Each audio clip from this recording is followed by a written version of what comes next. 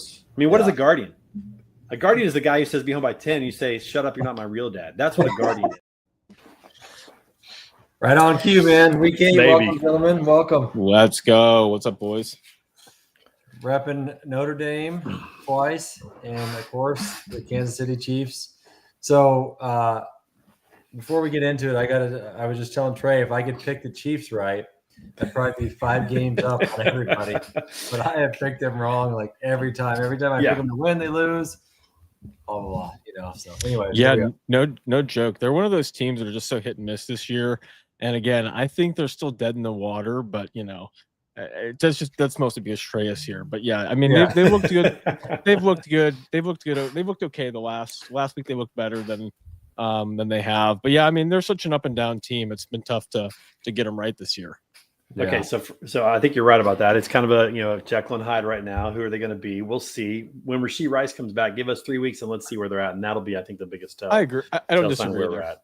Yeah, I will say this though. It's pretty comical what the commentators and prognosticators are saying out there about them. Most people before the game were picking the Lions, best team in football, most complete team in football. You're going to run it down Kansas City's throat. Can't keep up with them. Blah blah blah. The Chiefs defense held them to 17 points, which is very impressive. Very impressive in that win.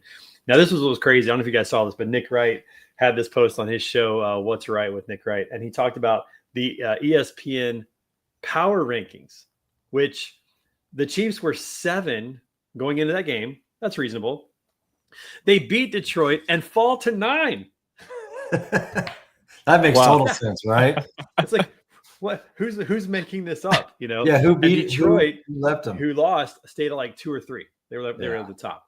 I'm like, I can understand maybe keeping Detroit high because good teams still lose games, but beating Detroit, holding them to 17, 2-score win, double-digit win, and falling 2 rankings.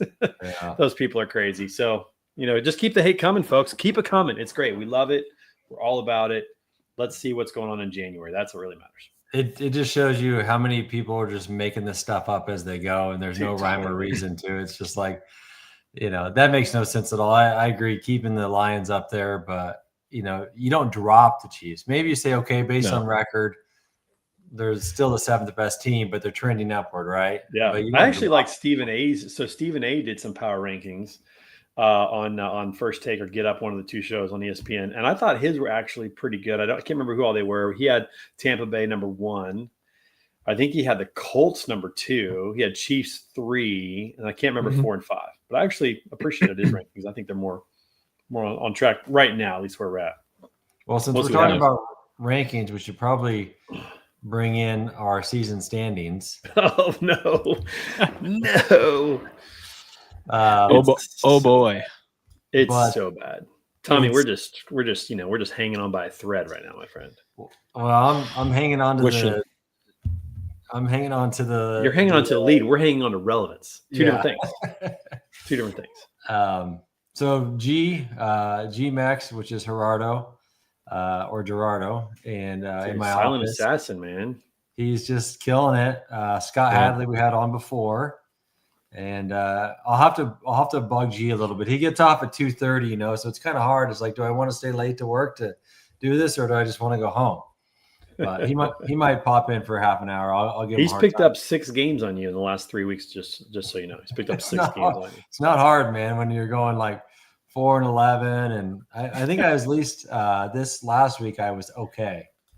Okay, yeah, you were 9-6, 60%, not terrible. Certainly not as bad as myself or Tommy. We were both slightly below that. That was rough. If we could get every brokerage to compete with this, B2B is by far the best in the world at this, because this is the world. This G, Taylor, Casey Priors, and me are 4 out of the top 5, and we all work with B2B. So I mean, it is impressive. I don't know what you guys are doing over there. You're clearly not moving freight. You're just clearly not. We're just football, reading football analytics, and yeah, exactly. Yeah. Well, Taylor's not moving freight because he's our controller, and Chad's not moving freight because he's a recruiter, but G's moving freight. So that makes it the most impressive. Maybe that's what more people should do: move freight, and they'll be able to pick NFL games better. Right. Exactly. Mm-hmm. So, but it's all fun, man. I mean, it even so, there's so much time left because you look at like Taylor was way back in the beginning, and Chad was way back in the beginning. He's still kind of far down at 53 and 40. You know who's really dropped off is Nate the last couple of weeks, man. He was just making this tear where he won 2 weeks in a row, and then all of a sudden he is just not there anymore. He's lost the mojo. It's kind of like the Bills, right? Yeah, he's definitely had a bad. He's gone 14 and 15 in the last 2 weeks, which. Yeah, I got to think that it might be in his head like it's in Josh Allen's head right now. Something's going on. Something's going on in Bill Nation. I don't know what it is, but I know he's got that 1,000-yard stare like Josh Allen had. I was telling you about on the bench. If anybody watched the game, he just sitting there like he doesn't know what to do. He doesn't know how to fix it. And honestly, the Bills right now remind me of where they were like 3 or 4 years ago. They had all this potential, but they were self-sabotaging themselves with a million penalties. It's like, they had 11. I don't know what they ended up with the other night, but they had 11 the previous 2 games. And when they were talking about in the game, I remember it was like 28 through 3 games. You're like, you're not going to win. Well, not only that, but think about this too. This I didn't even realize this. This blew me away. Their record, or the wins that they've had, 4 wins. The record of those teams in their 4 wins is 3-21. They beat 4 teams that have a total of 3 wins. That's crazy. Like that's not good. No. That doesn't bode well for the old power rankings. No, who are keeping them up there in the top 5. Like it makes you think, how good actually are they? And I think as the season goes on, obviously you get exposed. Yeah. You kind of regress to the mean, whatever that is for you. So, they're 4-2, but they, I would not trust them at 4-2 to be a really competitive team at the end of the season right now. Now things might change, people might get healthy, but man, right now, dude, they're lost, man. They're just out the wilderness. I thought getting Ed Oliver back in the middle, I think he's their nose tackle, big run stopper. I thought that would make a difference. And, it obviously didn't. I mean, Atlanta came out hot. Dude, Atlanta looked solid. They just looked like grown men playing a community college team for a while there. I mean, they're just running over them, just physically abusing them, running over them. Yeah. They were impressive. I was pretty impressed. Penix looked okay. He had a couple good throws. He did okay, a little rattle in the pocket from time to time, but didn't really make the big mistakes to lose. I think that's what mattered. But man, the rest of the Atlanta front 4 looked really good. He threw a pass at the end of the game that was almost picked off, and it would have been like that would have been pick 6 the other way, and it would have been a huge change, And it's just like you see these guys. It's like it's kind of like going to the other Monday night game. Jaden Daniels bobbles a snap, and they lose it, and they give up a field goal. Mahomes threw that interception in Jacksonville. That was the difference in the game. The pick 6, 99 yards. Yep. So, well, let's start back at the beginning. Thursday night was a game that I don't think anybody saw coming. Nobody in our group saw coming. No, everybody picked Philly. Everyone picked Philly, and man, it wasn't even a game. Philly's another one of those teams like Buffalo. It's like, what is going on in Philly right now? I think Philly is all 3 of the teams who I think we were all expecting to be good, Kansas City, Philly, and Buffalo, are all kind of teams right now that are we're kind of looking at them like, what the hell's going on? Mm-hmm. Yeah, who are they? Now, we'll say the Chiefs are a little bit going this way, and they seem to be going this way a little bit, but they are, but they are, we're not quite sure what we got yet. Yeah. Yep.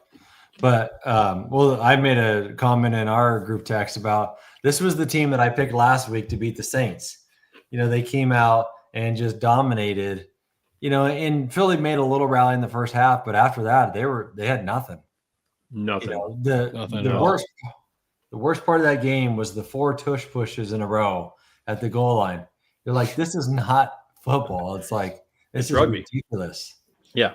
It's not what we want to watch. That's for sure. No. Yeah. I think it's, after the Chiefs game with the Eagles, and the whole talk about the tush push and the false starts became a big deal where they talked about it. It's almost like it's in their head now.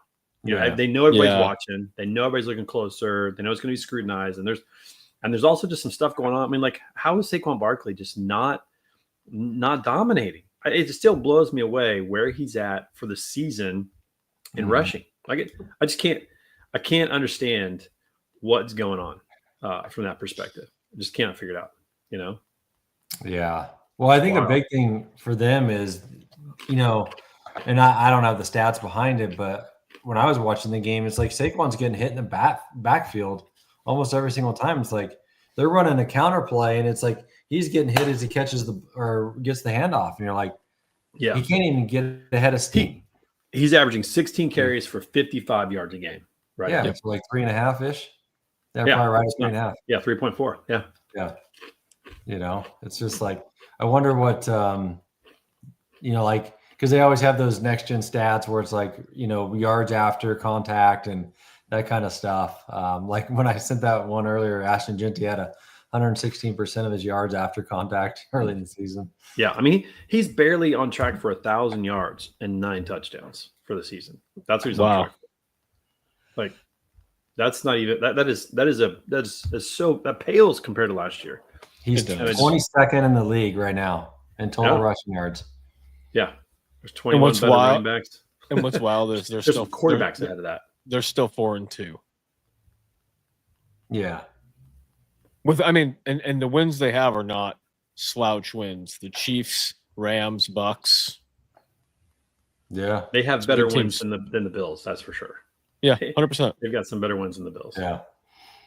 Yeah. Crazy. All right, next game, I guess was the Sunday morning stink fest of Denver and New York. That was a horrible game. That was terrible. Oh, I'm glad I didn't wake up early for that one. That was so bad. You're still muted. Okay, listen, the Jets had a chance to win that game, and that was my hot take last week. I thought that they had a shot, and they got to win a game at some point this season. The Denver's on a 2-game travel stint because they traveled to New York, then they traveled to London. So I knew they'd be probably exhausted, probably tired, wiped out, whatever. And they had it. The Jets had a chance, and they couldn't pull it off. Did you watch the end of the first half when the Jets had the ball with like a couple minutes to go? Yeah, I don't even know what they were doing. No, they didn't know. Calling the management, it was so bad. It was so bad. In Glenn, isn't his name? What's the coach's name? Glenn, I think is his last name or something. No, I forgot, but he was like smirking. Aaron Glenn.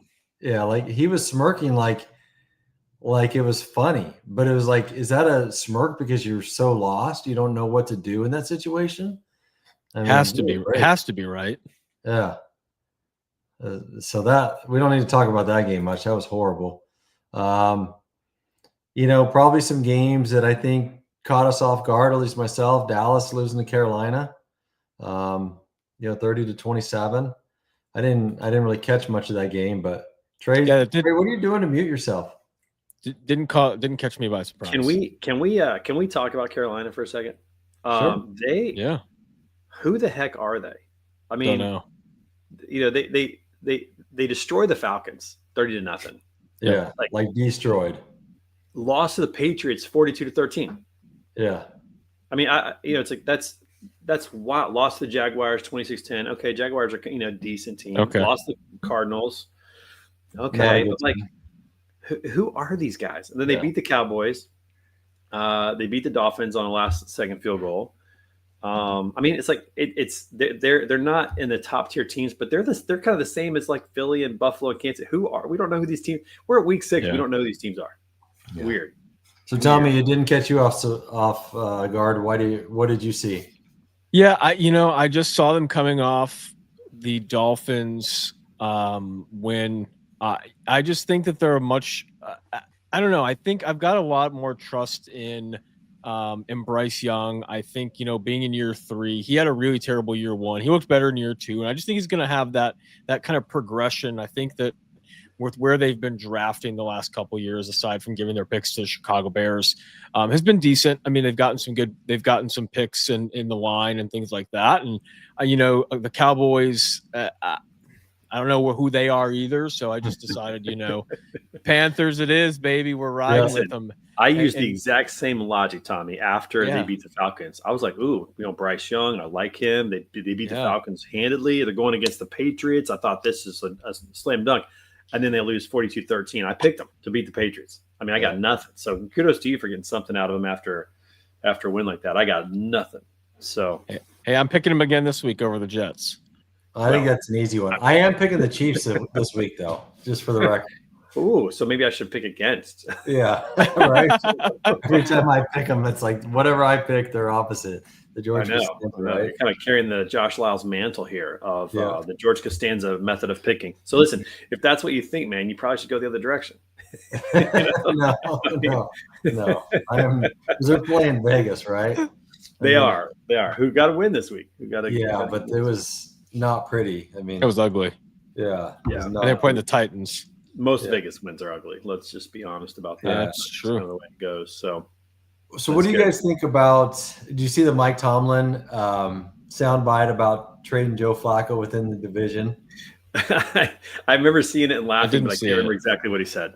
Yeah, basically, he's like, I don't get it. I don't understand it. It's like you have a division rival. This guy's a starter at the beginning of the season. Yeah, you had enough trust to put this guy as your day one starter, and now you trade him within the division to a team that is in dire need and ahead of you in the standings. It doesn't. He's like, make it make sense. It doesn't make sense, And I just get the Browns. too. It doesn't have to make sense. I know, right?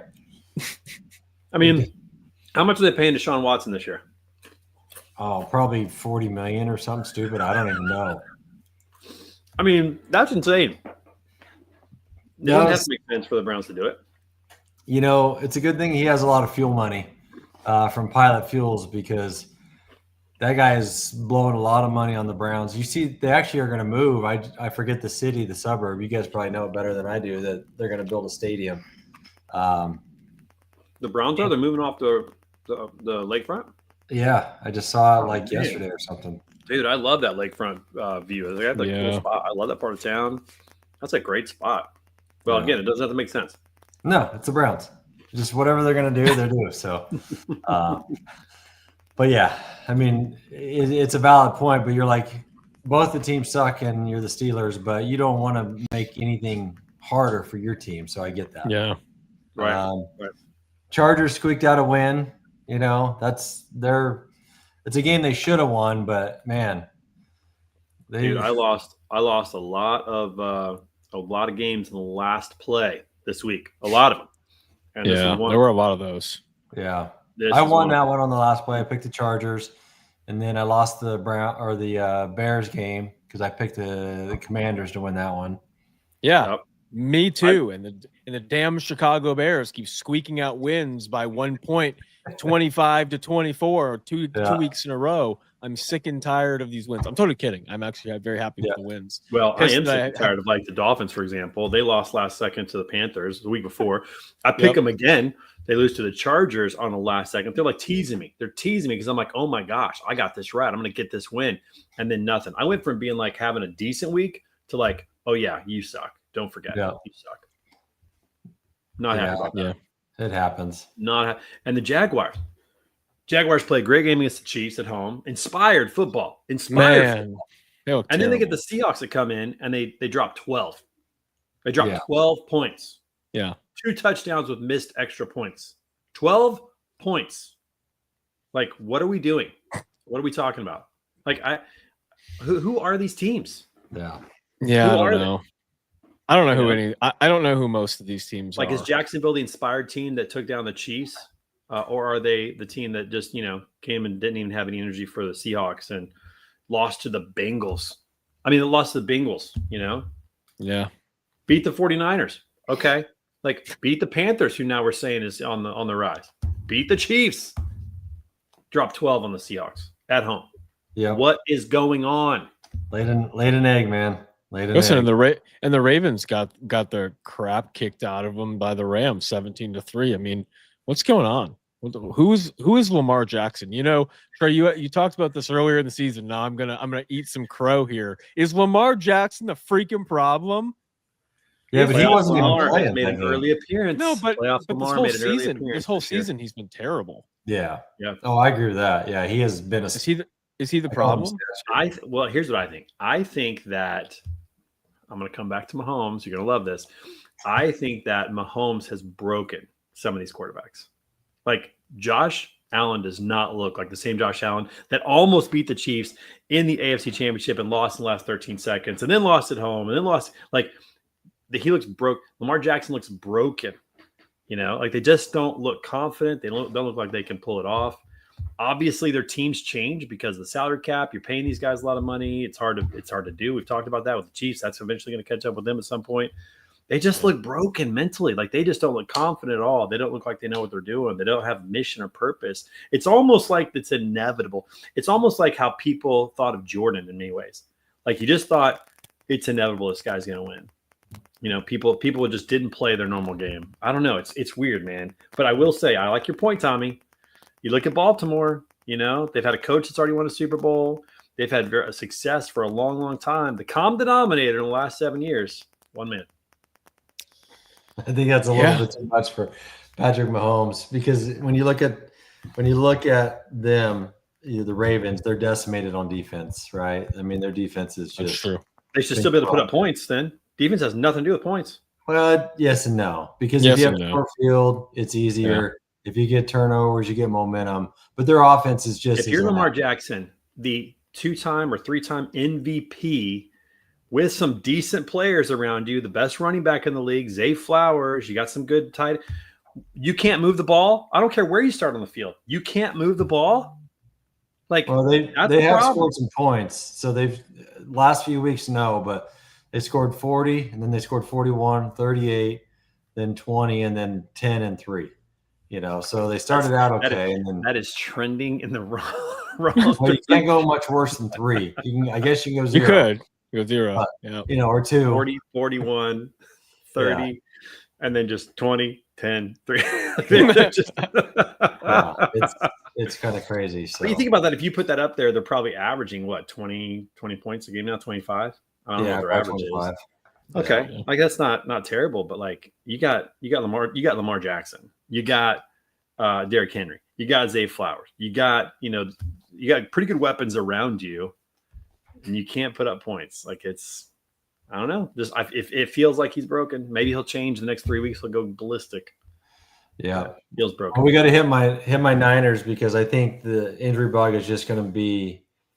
Fred Warner, losing that guy, man, is now you don't have Nick Bosa and you don't have Fred Warner. You have your two, and this is part of the problem with having stars that you pay a ton of money to.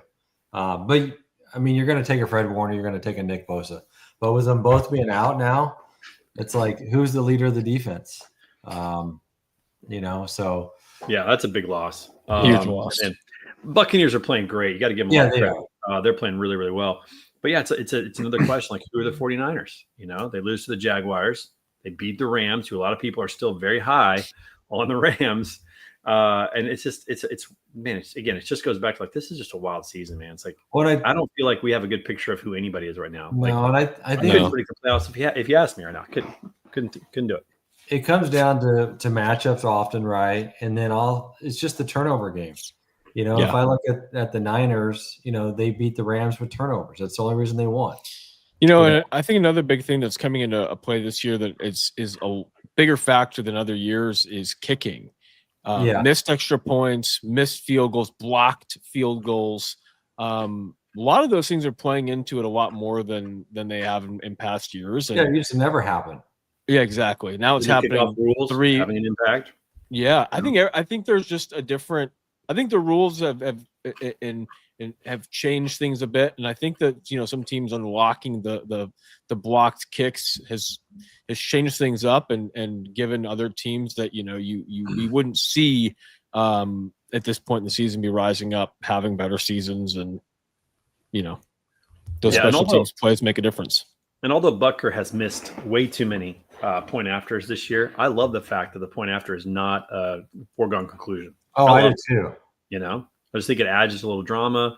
Yeah. It changes the strategy. Obviously, you missed that. Now, you might be, instead of being up 4, you're up 3 in certain cases or things like that. I love the aspect of that the kicking game actually matters now, both on the kickoff. I mean, the kicker has to really think about where they're going to place that ball. Mm-hmm. If they kick it way short of the goal line, you're giving them 10 yards to start. And they can, get to the 30, 40 yard pretty easily. If you kick out of bounds, you're in trouble. If you kick it too long, it's a touchback automatically. If you're a receiving team, it lands in that zone and you don't pick it up. Now you got to scramble to get it. We've seen that.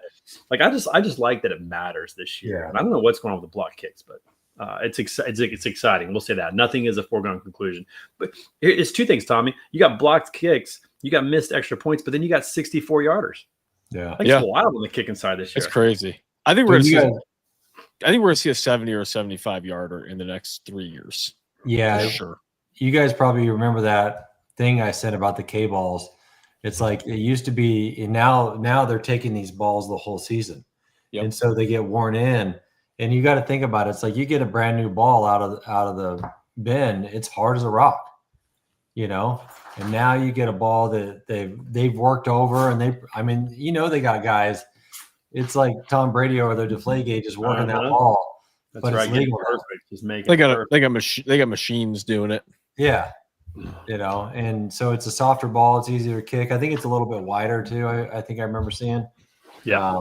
You know, so it just makes it easier if you can get your foot on the ball better. It's going to fly better. So, but it doesn't explain all the blocks unless it's heavier and it's coming out lower. But I don't know. So who knows? Kind of crazy. All right, we got to talk about the Chiefs Sunday night game. Got to talk about that. Yeah, you went there. Had a chance to go to my brother-in-law. It was a great game. I have to dispel one myth, though, that I'm really tired of hearing people say online. All right. People are complaining now, saying that the refs are back in the Chiefs' pocket. First of all, they had 13 penalties the week before. Number one. Number two, it's not that the Chiefs didn't commit any penalties. It's that the Lions didn't accept any of the penalties that they committed. They had flags called on them. And the Lions only had 4 for the game that were accepted. And the Chiefs had penalties. They just weren't accepted by the Lions. It was a pretty clean game overall. There was a lot of running. The clock moved. That game was over by 10 o'clock p.m. It was a 7:20 start. That was crazy. Like, it went really, really fast. But, I know we're back when people online are complaining that the Chiefs are in the pockets or the refs are in the pockets of the Chiefs. I know we're back because now nobody can handle it. If it wasn't the Chiefs didn't commit any penalties, none of them were accepted. But I will say this. You got Juwan Taylor stepping in, doing a great job. You had the offensive line again playing really, really well. The defense just didn't break when it came to the run. I mean, they just really stopped Lions on the run. If you stop the Lions on the run, then you stop the play action pass. And then secondly, one of our rookie defensive backs did a number on Amon-Ra, did a number on him. Only had 4 targets, I think, 3 catches for 7 yards on the night. And that freed up Trent McDuffie to explore a little bit more in the secondary. And that was huge. That was huge for covering the receivers downfield. So it was a great defensive game by Spagnuolo again. And of course, Mahomes, 4 touchdowns. I mean, I don't know what are you going to say? 4 touchdowns, the Vegas odds on favorite for MVP. Tommy, I'm sure you saw that. So I did. Someone thinks he's back. So, well, Amon-Ra didn't help himself either with that huge drop that he had. Yeah, on that 4th down. I mean, that was like it was low, but it was catchable. Yeah, I mean, it was low, but it was catchable. He's elite. He should make that catch. He should have had that. That's exactly right. When he misses that, it's almost like when you see Kelsey missing some of these balls that he should never drop. He should catch all of them. It's like that. I was actually quite shocked. I was from where I was sitting. I was almost like in a perfect angle to see it. Pass was pretty good. He was under pressure, and man, Amon-Ra just missed it. That's tough. That's the game. That's why they play. Yeah, it's I'm looking at the playoff picture. The Chiefs are actually favored to win the division. The Steelers, the Bills, and the Colts, and then the Chargers are right behind the Chiefs. It's 38 to 34%. So kind of crazy. Okay. So we have to talk about the Bills for a minute. What's their odds to win the division? 54%. Okay. And who's number 2? I'm sure it's New England, right? Probably like 30-some%. 45. 45. I mean, see, I think that could go either way. I mean, I think New England has found themselves. I think they've really found their identity. And I love Vrabel, man. I love Vrabel. I do too. Yeah. They have the same point differential already, 30 points, in terms of what they've scored. Vrabel's defense is doing great, giving up 120 points, which is probably 4th or 5th in the league in terms of points given up. So I think they found themselves. Drake May's playing great. What's even crazier is they're 3-0 away and they're 1-2 at home. That's right. So think about that. Once they figure it out, just at home a little bit, but the fact that you travel and you win 3 games on the road, I mean that says a lot about what you're doing. Now the wins were against the Dolphins, which they're a mess. They beat the Panthers. That's a pretty good win, we think, based on what they are. Sometimes. They won at the Bills, which again the Bills are fading, and then they beat the Saints. So they've got a decent road record. I guess Panthers was at home, but man, like they could go on a run, and I think they could actually take down Buffalo for the win, making Buffalo a wild card team. Could be. I don't disagree. I don't disagree. Yeah, I hope they do. What about week ahead? Any games circled for you guys? You don't want to talk about the Monday night games? I mean, I'm sure Tommy does. We kind of hit on them, but we can. Listen, tell you what, I'm excited yeah, I'm excited for Caleb Williams, man. He's looked good the last couple of weeks. Listen, I think that I think they're kind of fluky wins against Vegas and Washington, but they've regardless of the win or loss, the whole team has looked really good from week 1 to now. I'm honestly really impressed. I give them a lot of credit for what they've done. Ben Johnson looks kind of like a hero to Caleb Williams' career so far. Yeah, they had a couple of bad losses early in the season, but honestly, they could be, aside from the Detroit loss, they could be 4-1 right now and atop the division. So I don't know who the Chicago Bears team is if they continue to play like this. I mean, obviously we have New Orleans and Baltimore and Cincinnati and the Giants. I mean, those could all be wins. This team could end up going to the playoffs, and I could really look stupid for saying 5-12, 5-13. Dude, after week 2, they were 0-2. We talked about which 0-2 teams have the best chance to make the playoffs, and they didn't even come up. No. We didn't even. They were not even right. a blip on the radar. No, and they have a good chance. I mean, they have a chance to be, 7-2 or 6-3, pretty easily. I think they have a chance for that. Yeah, the next 2 games are pretty simple: Saints, Ravens, Bengals. If those teams hold to form, and then you got the Giants. As long as they just don't be the traditional Chicago Bears. Right. As long as they don't go back and lose against the Saints, come on, like that's. Yeah. But I had Jaden Daniels in that game. I thought that Washington was going to play better than that, and they played okay. Same, yeah. But man, like they just didn't have that killer instinct of like putting it away. And any team, especially a young team like that with a dynamic quarterback like that, you give them a chance. There's always a chance they're gonna come back and win. Yeah, so that was another one that I lost. I lost both of them on Monday night. I did too, because I had the Bills and they just didn't show up. And then I lost them both. But I think everybody Chad picked Atlanta, so there was one person that picked Atlanta. Chad picked Atlanta, and we know that a couple people chose the Bears. Yeah, that was more of a toss-up game. I mean, when I was looking at it, I'm like, I'm just gonna start flipping a coin or something. I don't know. Might be better. I don't know. I've thought about that too because I'm clearly struggling right now. But I have a new strategy for this week, and I'll let you guys know how it goes. Okay. Hey, what do you guys think about this Monday night doubleheader that's back? We got another one this week. Again, I told you I love them being on the West Coast. I love Monday night doubleheaders. The only problem is I fall asleep in the third quarter and miss the whole end of the game. This last week it was a 6:00 start and I think a 7:15 start. That's reasonable. You can kind of watch both potentially, or whatever. But this week it's 6:00 and 9:00. Yeah, so it's 4 and 7 on the West Coast. I mean, even the West Coast game, I'm like, I don't know if I'll make it into that game. Right, that 4:00 game, that's gonna be tough. The 7:00 you'll probably be okay on, but like that's gonna be a game that goes to midnight here, And I kind of want to watch it. I want to see what the Texans are all about. And the Seahawks have been playing well. That'd be a fun game to watch. I think Lions Bucks is gonna be a great game. So yeah, Lions Bucks I am really stoked for. Houston and Seattle, I couldn't care less. I think Seattle's going to win, and I'm not staying up until midnight, 1:00 in the morning Central to watch that game. I'll start it, and I'll fall asleep in the first quarter, and I'll be happy. Dude, I'll tell you what. Houston has only given up 61 points all season. They've given up 61 points. That's pretty good. They only played 5 games. Wow, that's pretty good. They're plus 47, and they're 2-3. Yeah, because they got blown out or they blew out the Ravens, of course. But then they got the Titans too. Mm-hmm. That is crazy. Their losses were really close. The most points they've given up is 19 to the Bucks. Wow. Yeah. Huh. Yeah, and all 3 of those losses they had. I mean, the Rams by 5. Bucks by 1, Jaguars by 7. I mean, really not bad losses. No, they could easily be 4-1 or Or Yeah. and they were one of those teams too after 0-2, and then after 0-3, we thought, man, they're dead in the water. They play Yep. the Seahawks. They could get a win there. The 49ers have injury issues. They could beat the Broncos, I think. They could beat the Jaguars, beat the Titans. They could beat the Bills. I mean, they could go on a little run too and kind of surprise us. The 0-2, 0-3 starts aren't nearly as devastating this year, it seems like, as normal. Yeah, agree. For whatever reason. Kind of crazy. Because everybody is just Jekyll and Hyde this year. Nobody's consistently good across the league this year, which is crazy. All right, what other games this week are we looking forward to? I'm looking forward to that Los Angeles and Jacksonville game in London. I love these 8:30 a.m. starts, even though last week I didn't even wake up for it again. Terrible game. But yeah, some of these games I really like. I think they're really good starts, and I'm really looking forward to that game too. So stoked.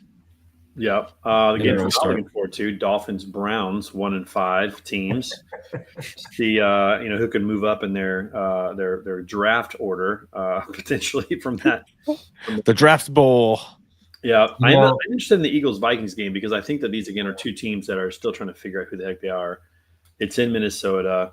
Vikings are 3-2. They're playing decent ball, but haven't really had a signature win. Eagles are kind of lost in the wilderness right now. We'll see what happens with that, but that'll be an interesting game to see how that plays out. I'm looking forward to that, and of course, NFC East Commanders Cowboys. That's going to be I That'd think be fun. you have two great quarterbacks playing well, two teams that really need a win. I mean, the Cowboys desperately need a win. I think to get their momentum going, so that'll be good. Yep. Yeah, a couple other games for me: New York, Denver. See if the Giants can Keep it going. show up, and because Denver really hasn't scored a lot of points. The last couple of weeks they've been they won 13-11, 21-17, and then 28-3 over the Bengals isn't that great. The most points they've scored is 28 in a loss and a win. They really haven't had those games offensively. Yeah, for sure. I think the Giants have a chance to pull that one off. I do too. Another 2-4, but I think they got a good shot at that. I mean, the Broncos have been traveling a lot. Like you said, they just don't put up a lot of points. Yeah. Now they might hold the Giants down, but at some point you're not going to win a lot of games averaging 10, 15 points. No, you can't. No, you can't. Not gonna do that. I'm curious to see how the Colts do against the Chargers. The Colts, Another Colts good game. 6-0. Could easily be 6-0, and the Chargers are again they're leading right now, but they're not really playing great ball. But they're 4-2. I think the Colts are going to win that game, but that'll be a good one to see if the Chargers make a pivot, make a change, and if the Colts are as legit as we think they are. Daniel Jones, man, And then finishing up Monday night, definitely tuning in for that one. Tampa and Detroit. dude, that's the game of the week in my opinion. Yeah, Like I think that's an NFC Championship preview. yeah, Oh yeah. yep. I was watching the Bucks game the other day, and they were saying if the games were 58.5 minutes long or something like that, the Bucks would have been like 0-5 or something.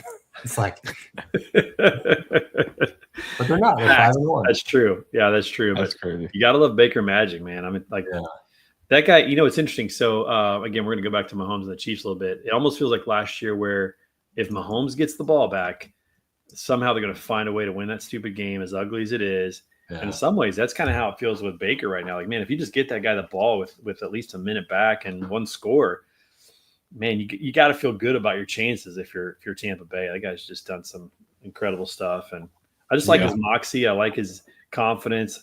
I like the trash talking. He's playing really well. It's fun to watch.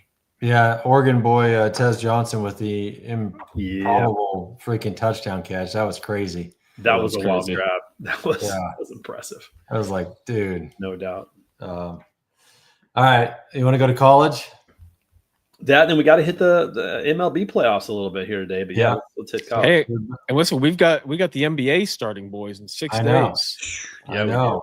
Hey Trey, you need to get that. Are you going to do the pick 'em on the same thing, and we should do that. Yeah, I'll work on that. I'll get that set up and get it sent out.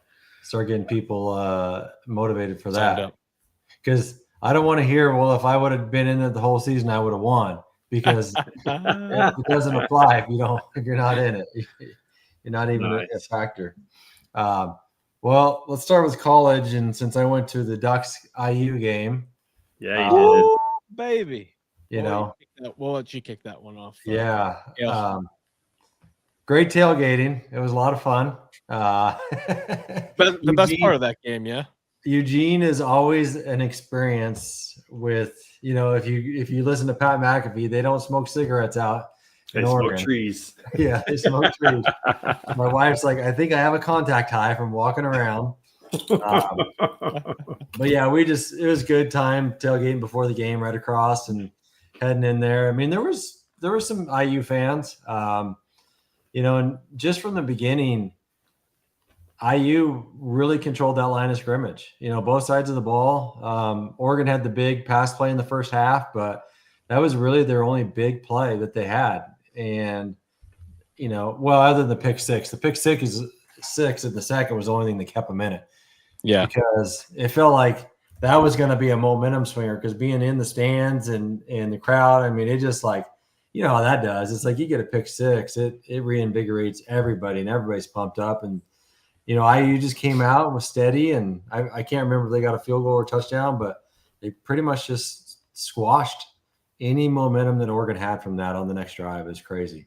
Yeah. I'm really impressed with Indiana. I think that they're on the uptick. They're on the upswing. I mean, he's doing this without 5-star, big name recruits. He's doing this with, just guys that just want to play and grind, and he's developing them. Probably my favorite thing about him is when he says when he goes to recruit people and they say, "Why should I come play with you?" And he goes, "Because I win. Google me."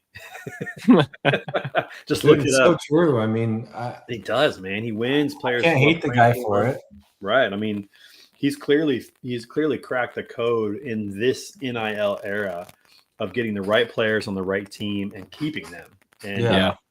I don't know how he's done it. You got to think that some of these bigger recruits are going to want to come to Indiana. The question is, does he take them, or does he keep working on just having the right players? Because he's kind of taken that Herbert, whatever his name is, the coach of the Olympics hockey team back in the day, or Herbie, whatever. Like, you're not looking for the best players, you're looking for the right players. And he epitomizes that. Yeah. He epitomizes finding the right players and really developing them. He looks for character guys, hardworking guys. And he says, I can turn you into a great player and us into a great team. And kudos on him for that, because anybody can recruit with money and with saying the right things and then hope that they all play well together. But man, when you take players that are and nobody else really wants in that league, and you turn them into a winner like that, a consistent winner like that, and that's impressive. Now the bad part is, I think the Big Ten this year is really, really weak overall. And I think the SEC is going to be a little bit stronger this year. So let's see what happens in the playoffs roll around. And I hope that they keep it going. I hope that they surprise some people, maybe get to the championship game. That'd be a really great story. The only thing I have to say about the IU win over the Ducks is earlier this season, I was called mentally insane, I believe, by Sir Ken Adamo for saying that IU would be meeting his Ohio State Buckeyes in the Big Ten championship. Ken, on Twitter or LinkedIn? Where was that? Where did that happen? I think that was on LinkedIn. But Ken, it was on LinkedIn. How you feeling now, pal? Yeah, we're coming for you. Yeah, we should have killed the show today just to make him face the music a little bit. I should have had my IU hat on. I'm gonna have to break that out for next week. Well, looking at the scores in the IU, and I know the first 3 games for most teams are cupcakes, but the 20 points was the most they've given up all season. Mm-hmm. And we also blew out, Illinois, still number 9 in the country, 63-10. Ridiculous. Yeah, put up 136 points in 2 weeks. Yeah. I don't care who you're playing. That's a lot of points. Well, and there was that end of the first half where the Ducks missed the field goal, and then IU went out and got the field goal. And that's a 6-point swing. It was a huge momentum grab going into the halftime.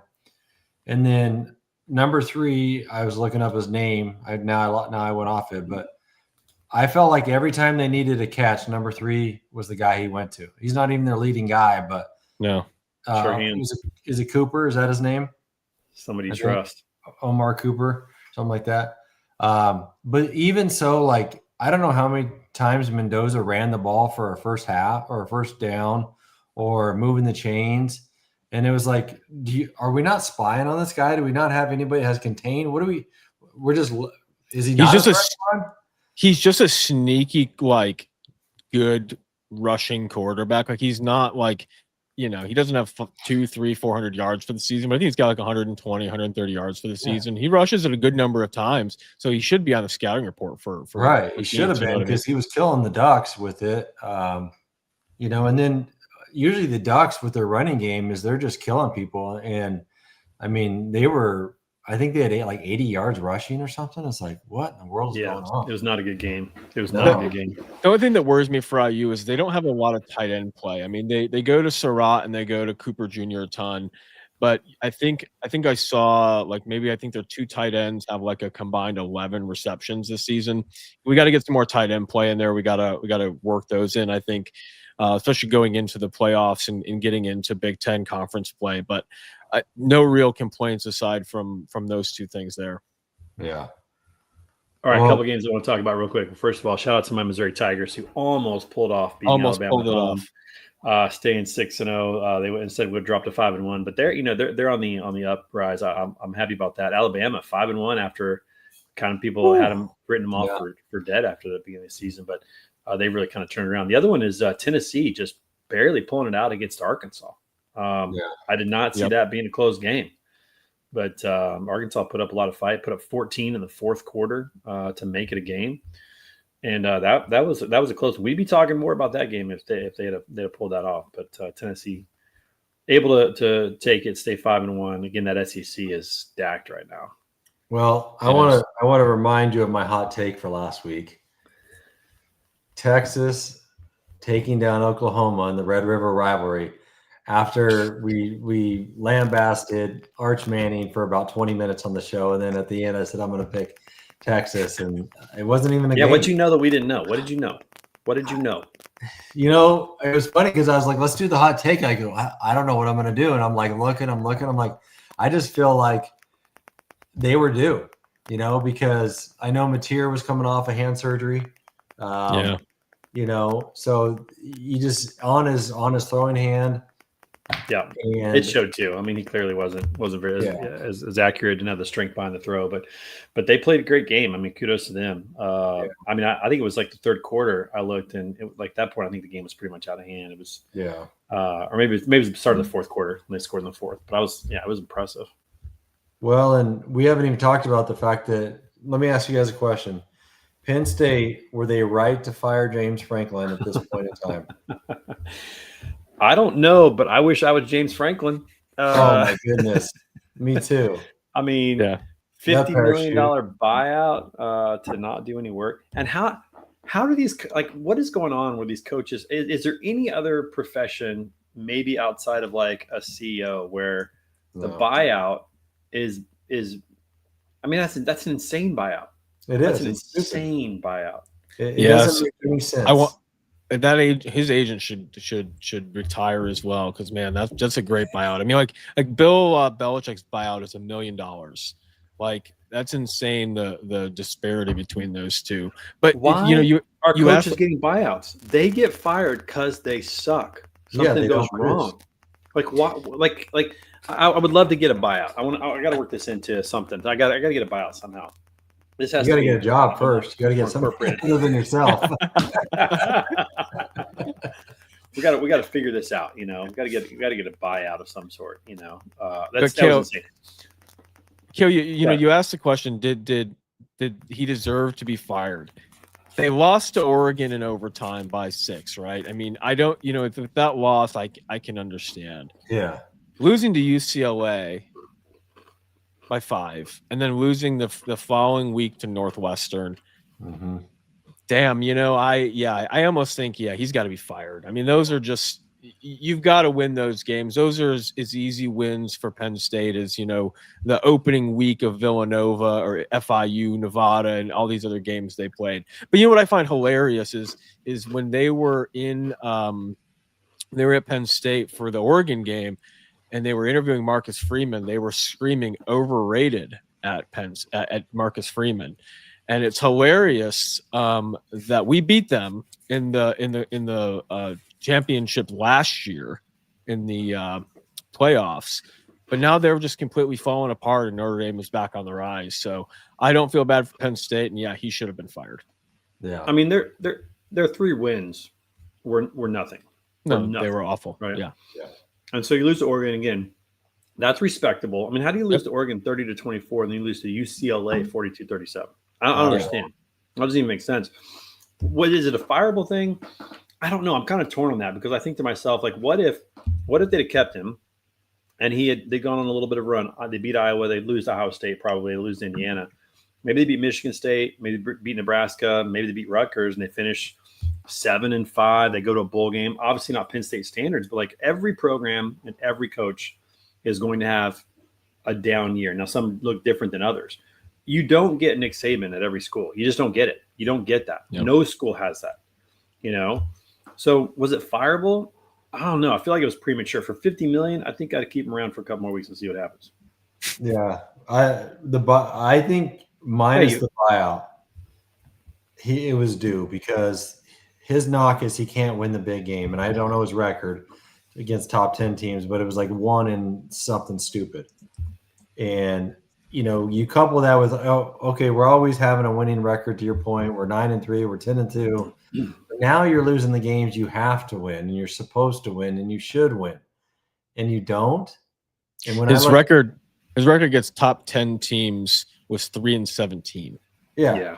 I mean, it's not good. That's for sure. So when you look at that, and now you start losing against a Northwestern who is not a football school at all. No. I don't even know what they're known for. They're not a sports school. They're not a sports school. I'd say it's probably academics only. Yeah. What's crazy to me, though, is, okay, so I get what you're saying about that, and I get that he can't win the big game, so on and so forth. How does he get into a contract where he's making that much money with that big of a buyout when he's unproven? I don't know. Yeah. I'm saying, hey, sign me up. I can do this. I can lose to UCLA. The only thing I can think back, he came in post Joe Paterno sex scandal era and brought them back to relevancy. And they're like, you put us back on the map and we're going to reward you. We're going to overpay you essentially for you don't have to do that though. No, I know.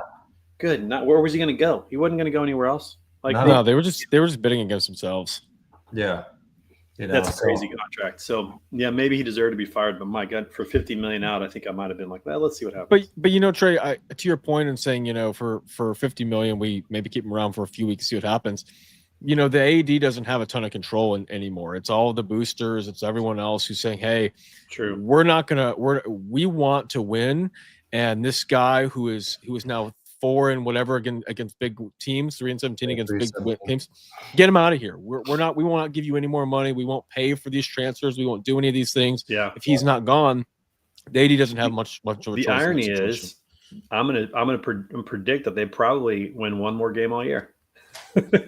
Yeah, because they got an interim coach coming in, confusion, whatever. Yeah. I mean, maybe they might win that Rutgers game only. Who do you think lose to Iowa. Who do you think they bring in? There's been a lot of talk of like Matt Brian Rule. Kelly. Yeah, Matt Rule's been a big one. I think Matt Rule too. I think that would be a really good get for them. I think that would be a good get for them. That's true. Yeah, I think he's a great coach. He's a Penn State ex-Penn State player. Yep. He's tight with the AD who hired him. I mean, the good thing is, as you said, Tommy, they're back on the map. That's the good thing. Yeah. And they're not embroiled in scandal. That's a good thing. I don't think it was worth $50 million for that, but whatever it is. But at least it'll be a job that some people will want to take. One thing I'll mention that's not necessarily football related for them, but some guys at the Oregon tailgate were like, beers were only $8 in the stadium at Happy Valley, and they're $15 at U of O. But they were a 24-ounce can. But I don't know what they were back there. But $8 is a pretty good price for a beer at a ball game. That's awesome. Yeah. So it was great. Everybody was great there. The fans were great, and they treated them really respectful. So, they have a great fan base. So if you can get somebody in there, man. Yeah, no doubt. That's what I'm saying. They're back on the map. There's momentum again. So I think that's the good thing. And as far as this week, man, we got a couple of good SEC games. Really good ones. Yeah, we got 2 games that are pretty much top 10 teams playing each other in both of them. Ole Miss at Georgia, and again, that whole thing with Kirby Smart, man, kudos to him for getting away with it, but I think he got away with one there with that timeout call and clap their hands and all that. But Ole Miss at Georgia, I'm impressed with Ole Miss. I think Ole Miss has a shot. Even though Georgia's a 7.5-point favorite, I think Ole Miss has a shot to win this game. Yeah, I think Ole Miss is winning the game for sure. That would be a huge win for them. I hope they can pull it off. Yeah, and you got Tennessee going to Alabama, and I think this is a big game just from a momentum for the school standpoint. If Alabama wins this game, then they're going to feel like they're moving in the right direction. And I think Tennessee is going to feel like they're not if they lose that game. If Tennessee wins, to me, it's just one more kind of stamp that hey, we're really back. We're the one of the crown jewels here of the SEC. So I think that's a fun game. I think there's going to be a lot of passion behind that game. Hopefully, it's a really competitive game. I think Tennessee wins that game, but we'll see. Alabama's favored 7.5. No, I'm taking Alabama. They're peaking at the right time after their early loss, and they're not going to lose at Bryant-Denny against Tennessee. I think I'm that's all in on Alabama on that game too. I just feel like Tennessee had their shot. I'm going the opposite way. It won't matter if I get it right though, because it's not our pick'em league, but I'm still going to do it. Yeah. Well, you know what I think is a sneaky game against a top five is A&M versus Arkansas. Arkansas looking for some revenge. It's in Fayetteville. I'm cheering for A&M as a Notre Dame fan because I need them and Miami to continuously do really well this season, so that our losses against them do not look as horrific. So I'm rooting for them, but I think that's a game to watch that I think Arkansas could sneakily beat A&M. Well, and Notre Dame's got a decent game. I mean, it's a rivalry game in USC Notre Dame. I mean, it's a rivalry game, but I don't know I think Notre Dame is significantly better, but we'll see what happens. I don't disagree with you, but that's one of those games that just like it's one of those bigger rivalries than like as a Notre Dame fan, it's one of those ones that sneaky big. Anything can happen in those games, and even if USC had one win right now, I'd be saying I'm still worried about USC. Well, and they did just beat Michigan. I mean, not that Michigan's anything great this year, but they were not favored in that game. So, and they beat them pretty handily too. Yeah, but cool. Any other? I don't know if there's anything. Okay, the last thing we'll talk about is MLB. Real quick, we got to get this out. So, pretty impressive to see some of the games that have happened so far. You had the Mariners win 2 games on the road. I'm really high on them. I hope they make it to the World Series. Yeah, me too. Would love to see that happen. That's a great story, and they've had such a great franchise for so long and haven't made it. So that's going to be great to see. And then I hate to say it, man, but the Dodgers they're just playoff ready, man. They just seem to play so well. Complete game last night. I mean, they don't even let pitchers do that anymore. No, I know. I know. But so good because you save your relievers, you save your closer. So I mean, like kudos to them for pulling it off. But man, 17 innings pitched by the starters in the first 2 games for the Dodgers on the road. Insane. Only 2 runs given up. Yeah. To the Brewers, who they've been pounding the ball all year. So that was pretty shocking. But having both road teams go on the road and win 2 games, this thing could be World Series. There could be a big delay between when these end and the World Series if they both sweep. I like Seattle winning. I think it'll take 5 games for them. I think the Dodgers are going to sweep the Brewers. I mean, I hate to say that in LCS, but they just. I think so too. I don't know. They just look so good right now. Yeah. I think good pitching always beats good hitting. And I hope that Seattle can get to the series and have some magic still left in the bottle. And it'd be great storylines. You got Kershaw's final year. You got Cal Riley and all what he's done this year.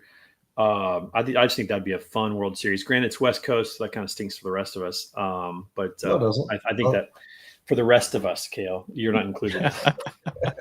Listen, I will not be able to watch past the 3rd inning of any game, but hey, I'm still going to be cheering for Seattle if they make it. I think they'll make it in a sweep. But yeah, I think Seattle LA is inevitable. Well, right, Taylor's a huge Mariners fan. I mean, like diehard, and he had to take off every time they're in the playoffs at 1:00 or whatever to watch the game. He's like, "You don't care, do you?" I was like, "No, go ahead, man. Just take off. It's fine." It's rough. You've waited since 2001 or whatever when they were last this far. So go ahead. It's rough, man. It's really rough. But again, I hope it turns out that way. I think there'll be a fun series with the Mariners and Dodgers. I think the Dodgers are kind of inevitable, but the Mariners have such a good story. Love to see them get there. So we'll see what happens. But pretty interesting that both road teams won both games. One of the last questions I have for you guys. NBA season starts in 6 days with the Kawhi scandal and everything going on. Mark Cuban going to bat for we Ballmer didn't and even talk everything that about happened. that. No, we haven't. We haven't talked about it in a couple weeks, and I just think there's so much going on with it. We'll give it a couple more weeks. But are you guys excited for the start of the NBA season? I am. I'm really excited to see how, especially the Thunder respond after winning. Yeah. Their young team. I think they got a good chance to go on a run. Yeah. As an organization, which again I just think is. I mean, some people don't like because it's not a big market team. I love it. I'm a Midwest guy. love it. I love it. I think Yeah. it's great. I think it's awesome. I was thinking about this, how far the Mavs are compared to where they were a year ago when they traded, or not even a year ago, trading Luka. Mm-hmm. And now they have Cooper Flag and they have Kyrie that's going to come back, and they got AD, and they have a team that, I mean, on paper has potential. On paper, yeah. I mean, I like that Cooper Flag is on a team where he doesn't have to be the star right away as a rookie.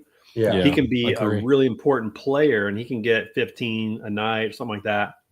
But he doesn't, like, nobody's gearing in on him. No. Like most teams, when you're a number one pick, you're usually going to just garbage. You are. And then it's hard to really get in the flow and make an impact unless you're a Jordan or somebody that's just, far and away better than everybody in the league already. I think he's going to have a good season because of that. I'm excited to see what they do. I think they, I agree. I think they have a good chance to go a long ways this year because they've got a great roster, they've got experience, and now they got Cooper Flag. I think they got a good shot. And they got a good coach in Jason Kidd. I mean, a guy that's as a player and a coach has been able to be there on both stages. Josh is high on him. Yeah. Josh is. Well, hey, then that means they're going to miss the playoffs and win 31 games, and their season's going to implode. So they're probably going to trade somebody stupid, They'll trade Cooper Flag 40 games into the season for a bag of peanuts. And no, but I'm excited for the season too. I'll be honest, I'm really disappointed for opening night that LeBron won't be able to play against the Warriors. I was really looking forward to that game. I am really looking forward to the parody of the Rockets and Kevin Durant watching OKC get their raise their banner, get their rings. I think that's really hilarious. Kevin Durant, the best number one B player in the league. He's the number one best player in the league. You are correct. No, he's a great player. But I'm excited for the Bulls this year. I'm more high on them this year than I was last year, just because I really like Montes Buzelis. I think he's going to be a really breakout. Do you really want to go down this path, Tommy? Do you really want to? I mean, I have to. I'm going to hype myself right now. Yeah, I'm going to build myself up for the first 7 games of the season, and then I'm going to be talking so much trash about the Bulls. Listen, I want them to do something every year. We signed someone, right? We went out and spent some money on Josh Giddey. I got to think that the momentum's going to come to a crashing halt sometime in December. That's what I think is going to happen. You're going to listen, and then the momentum will come swinging back in March, and I'll be thrilled again. And then the 10th seed in the cycle will restart. Life of a Chicago Bulls fan post. Chicago sports fan. Yeah, exactly. Life of us in general. Well, it's a weird time. You mentioned the Lakers. It's kind of a weird time with those guys because LeBron is, kind of on his way out. He's got. What did you think of the decision 2.0 and then him saying he's going to monitor the Lakers situation as he's out with his sciatica? Yeah, that was interesting. That's interesting. But you've got Luka, slim down Luka, maybe motivated, and they've got a couple pieces coming back. Okay, I'm really curious. We got to talk about Luka for a minute. I'm curious about that because when professional athletes change their body, sometimes it does not work out well for them. You see this oftentimes, especially in other sports like golf or some others, where, like, let me give you an example. David Duval, back in the late '90s, was unbeatable. Yeah, and Tiger came on, and they were 1-2 for a long time, and he was overweight, and it didn't look like an athlete at all. But man, it was great. He got into the fitness mode like Tiger, got real slim, got in shape, whatever. His game went to pieces. Now I know that's a different sport. Yeah. I'm really curious to see how Luka plays with a different body based on how he's played in the past. I hope it's a positive, but I just wonder. Like, one of the things that made him so good was his size and his ability just to kind of move people around and move a little bit slower and still do it. Does he play faster now? Does he play the same style of game? What does he do? It's funny that you mentioned that, Trey, because I was thinking the exact same thing. and I saw this on Reddit a couple days ago. His official weight is 14 pounds more than it was at the start of last season. He's officially Really? 244 this season. Start of last season, he was 230. So I think it's just a lot of muscle. And he trimmed some fat. And I mean, I think he's still gonna. I don't think he's gonna be a lot faster. I don't think that he I don't think he's gonna improve change. that. But I think that he's gonna still. I think that's gonna help him throughout the whole duration of the season. Not Right. It's going to help in April, May, and June. That's what. Yeah, and he's not going to get some of these ticky-tack injuries that he gets throughout the season, where it's some of these conditioning things. Because he's going to lose 10 pounds during the season. That just happened. Absolutely. But now he's got more muscle. Yep. And probably more energy too. And I bet by the time you get to April, May, June, when he needs to play better defense, when he needs to, like you said, not get hurt, that's probably the big win for it. But I'm just always curious what happens when athletes who are professional, I mean, you made it. You're there. Professional athletes change their body type. Doesn't always work out. Doesn't always work out. But he's, if you look at Luka, he's been a pro since he's been 13. Yeah. Or whatever. 12 or 13. A little while. Yeah. A little while. So he's had to learn how to play when he's not the biggest or the strongest person. And I think when, it's kind of like an AD where he's got guard skills because he wasn't always big, right? And when you've learned to play at a smaller type body, then you already know how to play that way. It's the guys that come into the league and they beat you because they're a superior athlete, and then they get to the league and everybody else is the same kind of athlete, and now they have nothing. So that's my 2 cents on it. Yeah, totally. Well, we'll see how it turns out, but I'm excited for the season to start. And we'll get the pick and pull together. We'll send that out so that we'll have to double dip for 4 months or so here. All right, we got to get a hot take before we get out of here, though. I don't know if it's a hot take or not. I'm thinking baseball right now, but hot take. Not a hot take, but I actually think I'm going to pick both series or sweeps for the first time. Both championship series or sweeps for the first time in. Ooh, Tommy, we need to know. Has there ever been 2 sweeps in the championship series in MLB? I'm going 2 sweeps. He's looking. All right, I'm looking. Okay. I'm going to do 2 football games because I think one's not really an upset, but the other one is I'm going to go the Giants are going to take down the Broncos. And then I'm going with the Bucs on Monday night. I think the Bucs are going to give the Lions 2 losses in a row. I like that pick. It's kind of a hot pick, but it's kind of, very reasonable and rational. Well, because I think they're in Detroit, right? So Detroit's favored. So and Baker loves that. Baker loves that. Oh yeah. I can't find a definitive answer on that. I'll try to look for one. I think my hot take is that Atlanta's going to beat San Francisco. Yeah, I would agree with that. I think it's going to be a shootout though, because Mac Jones throws the ball all over the place. He does. And they're gonna have to do that in order to make it a game because Bijan's going to run all over the place. Yeah. That running game is Bijan is just so good, man. Yeah, he's something else. Yeah, that's why I drafted him number 2 in fantasy because he's that man. So. Yeah, you didn't draft Jonty? No. I do have Jamar Chase and Bijan Robinson though, which were the number 1 and number 2 pick because I traded Patrick Mahomes for Jamar Chase. So it finally paid off last week where I was the highest scorer by far, but I was on a 3-week slump prior to that. So we'll see if it pans out. Hey, Jonty's still on pace to get over 1,000 yards. He's back. He's on pace. So, he's got 424 through 6 games. So he's well on his way to 1,000 yards. That wasn't too crazy. It looked crazy. He might get to 1,200. He could. Very good. He could. Yeah. Especially if he stays healthy and doesn't get injured. 100%. I think so. All right, gents. Get your picks in. If you haven't, maybe remind everybody. I got my Thursday pick. Yeah, I already got mine in. So we'll get the NBA. Mine are in 2. I have to change them. But, Yeah. We got the NBA picks up coming up next week, so we'll push it out there. Thanks, gents, and we'll see you next week. Peace. See you guys. Yeah, exactly. Please. All right, Kale, we got to talk about something that you made a hot take at the beginning of the season. Okay. How's Gen Z or that? what? Yeah, Genty, baby. 81 yards to start the season, 2 games through. Boy, But he I is know. not looking, Listen, is not looking good right now. there's a lot of football left. I mean, they got 15 more games, almost the old, like original, full season. But this is not looking good. No, it's not looking good at all. I was thinking about that when I was watching the game the other night. I'm like, that's the great thing about putting these hot takes out is you look like such a fool. I mean, not even it's 2 weeks. And I'm like, Yep. that's such a bad take. So I mean, hey, in 5 weeks, I could look like a great pick again, but Right. right now, it doesn't look very good. no. I'm not so sure about that. Well, what he meant to say was that Patrick Mahomes was going to have 1,000 yards. That's what Yeah, he meant. Yeah, he's gonna lead the What the team heck? in rushing. What's going on there?